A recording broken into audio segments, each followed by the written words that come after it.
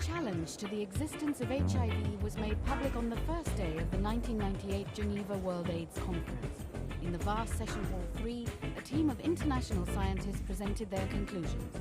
HIV has never been identified and there's no proof that such a virus exists.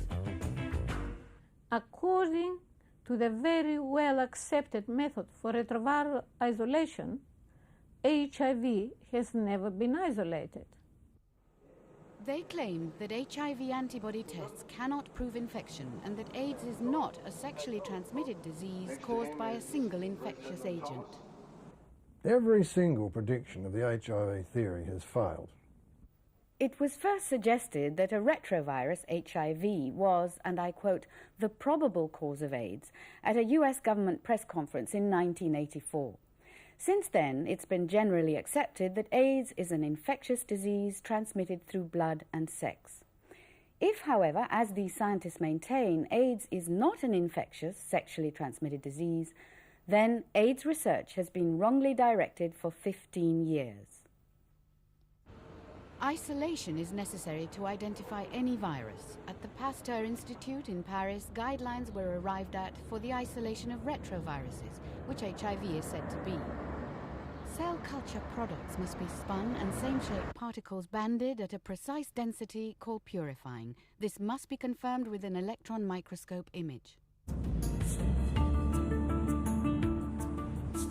In Perth, Western Australia, a team of scientists lead the growing ranks of researchers around the world, arguing that what is called HIV, the human immunodeficiency virus, has not been isolated for proper identification by the people who claim to have discovered it. HIV has never been isolated. Its assumption has been postulated only by indirect means. Indirect means like testing for antibody reactions do not satisfy Professor Etienne de Haven, a leading pioneer in the technique for imaging retroviruses with electron microscopes. I'm absolutely dismayed to find out that for about 15 years, the essential control of electron microscopy was neglected, completely neglected. And it's only very recently, about 2 years ago, that 2 papers came out in which finally electron microscopy was used to verify the presence of virus particles in samples which were for all these 15 years regarded as pure virus.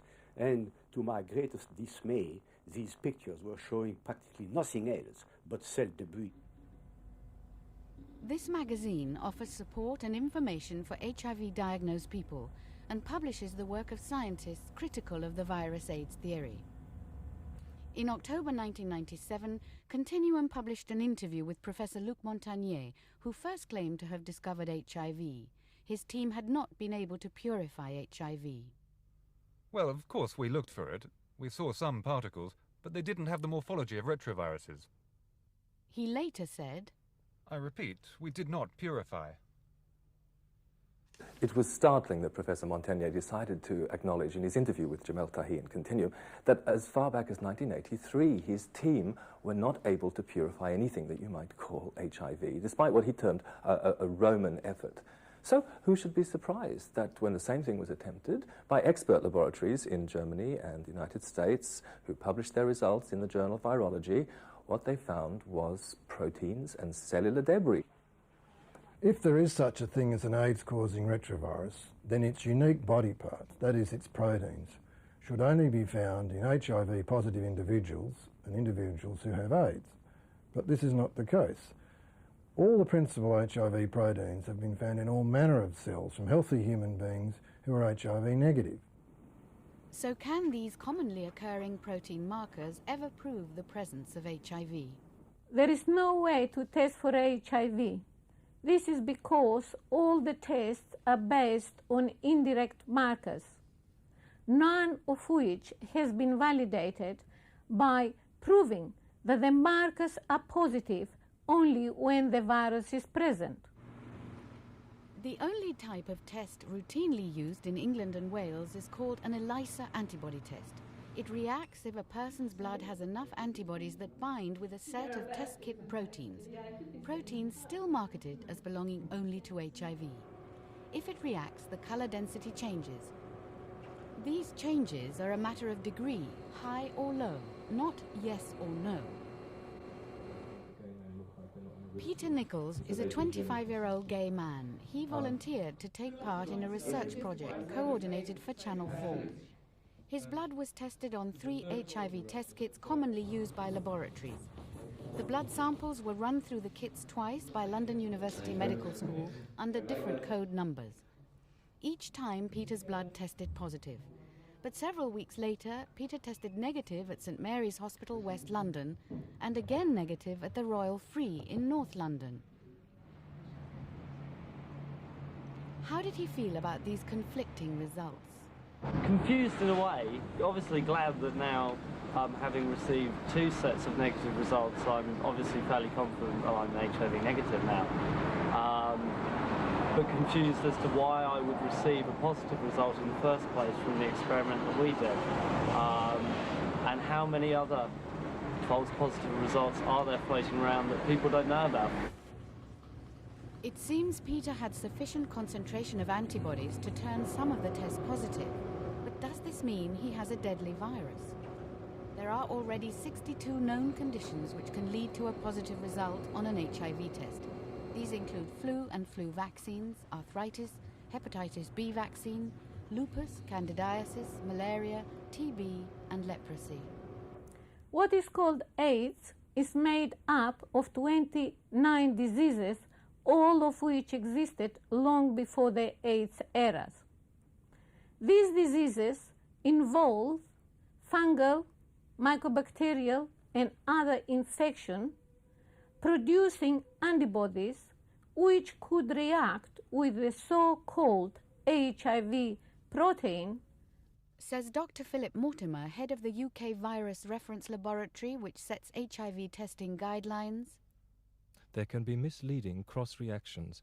It may be impossible to relate an antibody response specifically to HIV infection. One of the world's leading manufacturers of the ELISA design of test says in its 1997 literature, ELISA testing alone cannot be used for diagnosing AIDS, even if it suggests a high probability that the antibody to HIV is present. Most people who test positive remain well. Indeed, antibodies are usually a sign of protection against illness. So what is causing what is described as AIDS? Well, for 15 years, AIDS has been linked with certain risks, like intravenous drug use, long-term recreational drug use, multiple sexual partners, malnutrition, and certain clinical risks involving the transfusion of blood products. When the body is at risk, a process called oxidative stress can escalate. Cells struggle for energy, and the immune system can be seriously weakened. People who suffer from the illnesses grouped as AIDS show severe oxidative stress. The oxidative stress theory has remained true to all its predictions. For example, HIV AIDS patients are known to be oxidised. The degree of oxidation determines the rate of progression to AIDS, and antioxidants are able to curb this progression. There is a most urgent need to redirect research funding. Funds should go to laboratories working on other ideas totally independent from HIV and no longer restricted to laboratories working on a hypothesis which has never been proven. I suppose an analysis of what's going on shows the massive power of vested interest, but the change is happening. The change has got to happen. If there's no evidence of a virus, we can't go on living in this make-believe world.